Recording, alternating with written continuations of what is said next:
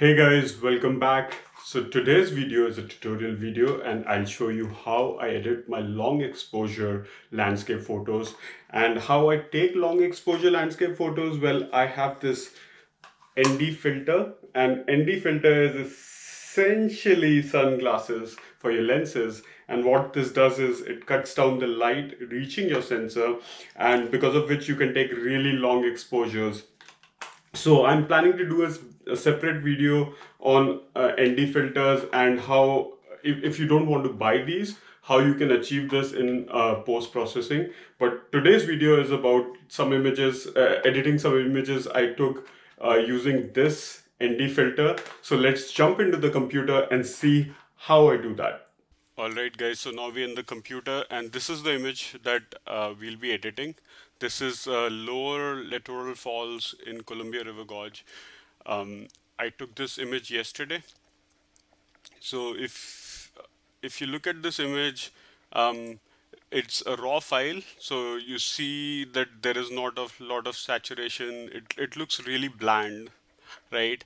And the reason for that is it's a raw file, and that's why it's also opened up in the develop module. So our initial intent is in the develop module. What we'll do is we'll try to make it somewhat closer to what it looked in real life, and then when we'll get out of develop module and then do some other improvements on top of that. So the first thing I'll do is I think it's exposed pretty okay, but still I think if we add a little bit of exposure, it will look slightly better. The other thing I normally try to do is I try to increase the black point, and what that does is it basically brings a little bit of contrast to the image. I don't think I need to touch brightness here, but what I'll be also doing is I'll be increasing the contrast in this image a little bit, not a whole lot, but maybe this much is fine. I'll increase the clarity. Clarity is, we need to be careful with clarity because if you pump up the clarity a lot, the image starts looking very artificial, so we don't want to do that. The next thing we'll do is we'll push up the vibrance. So normally I try to use vibrance instead of saturation, and the reason for that is if I push up the saturation, the colors start looking artificial, right? So I don't want to do that. I'll probably still increase saturation by a little bit, but I'll push up the vibrance. So first I'll try to see how vibrance changes this image. So if you can see, this is, if I go to -50, basically I'm pushing vibrance down as much as I can in the develop module. This is how it looks like, right? Now if I push it up all the way, it looks pretty good. But I'll still add a little bit of saturation because I think vibrance is not able to push the image to the point where I would like to see it. The next thing I'll do is, so this is something that I think what I want to do here is I want to go to overlay and I want to add a gradient overlay on this,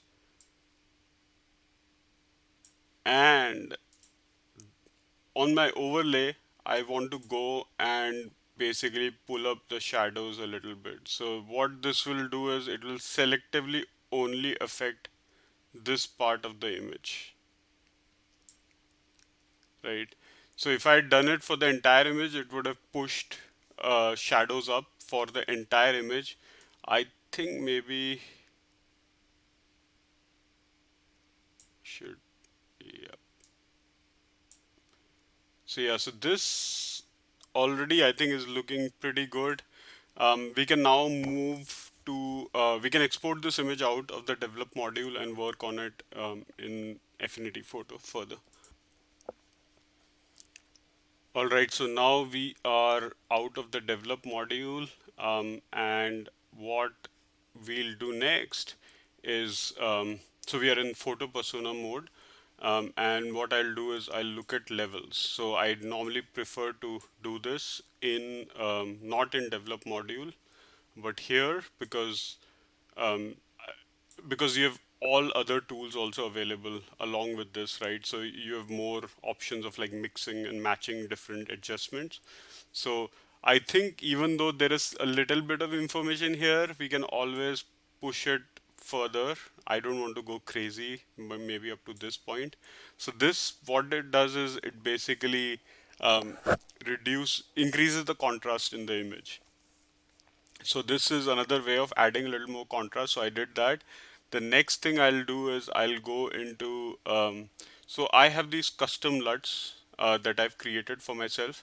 And I'll actually be using those LUTs, but I'll use them after I do an adjustment here, which is necessary when you have an ND filter. So normally, if you have very good ND filters, they won't have a color cast. So I'm planning to get a very good ND filter system at some point in future. But right now I just have this crappy variable ND filter which leaves a little bit of blue cast in your image, right? So what I want to do is I want to pull that blue shade out of the image, and how I'll do that is I'll actually go into not into thresholds.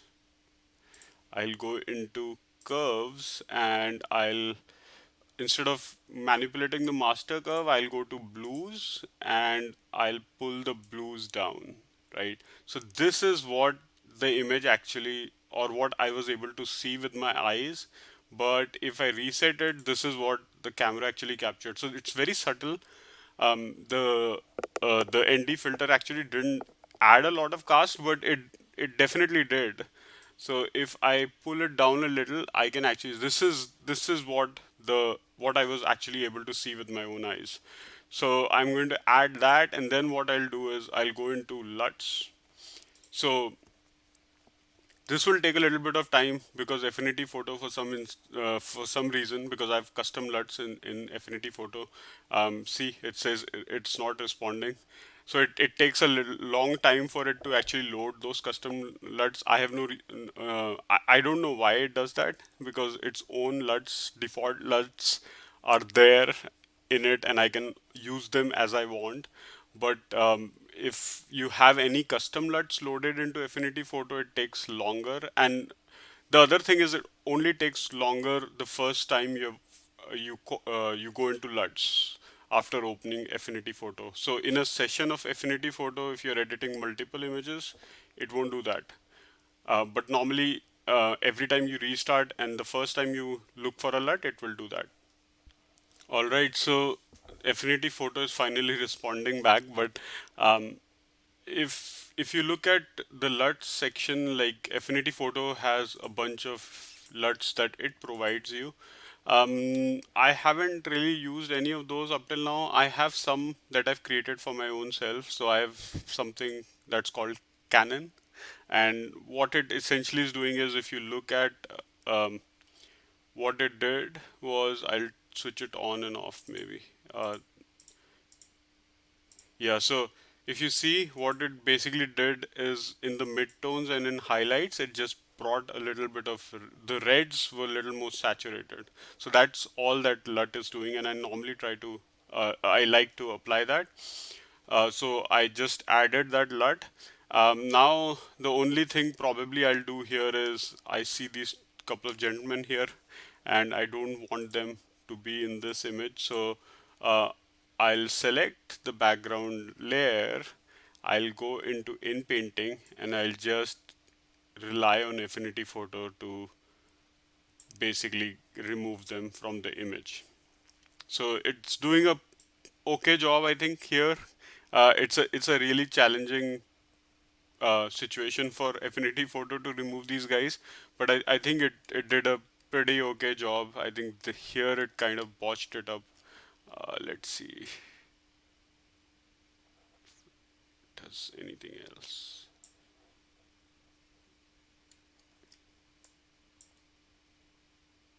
Okay, so yeah, this is fine. I think in the grand scheme of things, it's not really that bad. The other thing I don't like here is I don't like this branch. This is very distracting, and it's actually my mistake. When I was taking this image, these branches shouldn't have been there. So I'll actually go and clean some of this up, and I'll forward the video.